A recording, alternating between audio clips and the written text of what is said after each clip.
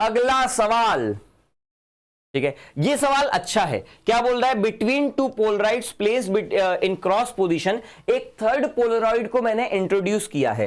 दो Polaroid cross position में लगे हुए हैं, तो मतलब अगर पहला पोलराइड में इस तरीके से दिखा रहा हूं, तो जो दूसरा पोलराइड होगा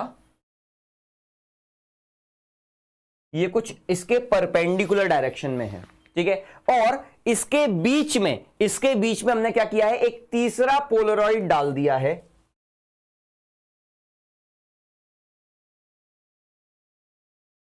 लेकिन इस पोलराइड का कुछ एंगल नहीं, इसका कुछ एंगल कुछ थीटा मान लेना, ठीक है। अब क्या बोल रहा है? By what degree introduce should be rotated to get maximum intensity, आपको कितनी डिग्री पर रोटेट करना चाहिए। हाँ, काफी सारे बच्चों को ये समझ में भी आ रहा है कि यार सिमेट्री वाला सीन बनेगा तो 45 डिग्री पर आंसर आना चाहिए, कि पहले यहां से 45 डिग्री पर रोटेट कर दूंगा, तो आपसे ये थीटा पूछ रहा है। खैर कोई बात नहीं, अगर मैंने कहा कि यहां पर इंटेंसिटी यहां से जो निकल करके आई, ठीक है, यहां से जो लाइट निकल करके आई इसकी इंटेंसिटी अगर I1 है, ठीक है, यहां से जो लाइट निकलेगी इसकी इंटेंसिटी हो जाएगी I2, तो I2 की वैल्यू हो जाएगी I1 cos स्क्वायर थीटा, ठीक है, I1 cos स्क्वायर थीटा। अब इसकी जो यहां से इंटेंसिटी निकलेगी, क्योंकि यहां पर अगर ये एंगल थीटा है तो हॉरिजॉन्टल से ये वाला एंगल क्या हो जाएगा? इन दोनों पोलराइड के बीच में ये एंगल 90 माइनस थीटा हो जाएगा, ठीक है। तो I3 will be equal to I2, आने वाली लाइट और इन दोनों के एक्सिस में कितना एंगल है?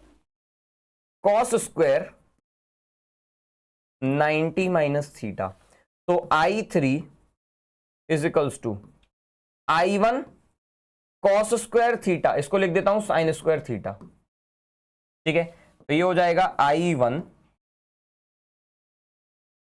ठीक है। मैं इसमें एक काम करता हूं, 2 sin थीटा cos थीटा का होल स्क्वायर कर लेता हूं, तो 4 का मल्टीप्लाई किया है तो 1/4 का डिवाइड भी कर देता हूं, ठीक है। तो जरा देखना ये क्या बन गया? sin 2 थीटा, तो I1/4 sin स्क्वायर 2 थीटा, ठीक है। अब जरा देखिएगा ये मैक्सिमम कब होगा? तो ये वाला टर्म मैक्सिमम तब होगा जब 2 थीटा की वैल्यू 90 डिग्री हो जाएगी, यानी कि थीटा की वैल्यू 45 डिग्री पर आंसर मैक्सिमम आएगा, ठीक है। तो आंसर सीधा सीधा आ जाएगा 45 डिग्री, ठीक है। ये आंसर आपका सीधा सीधा आ जाएगा। क्लियर है?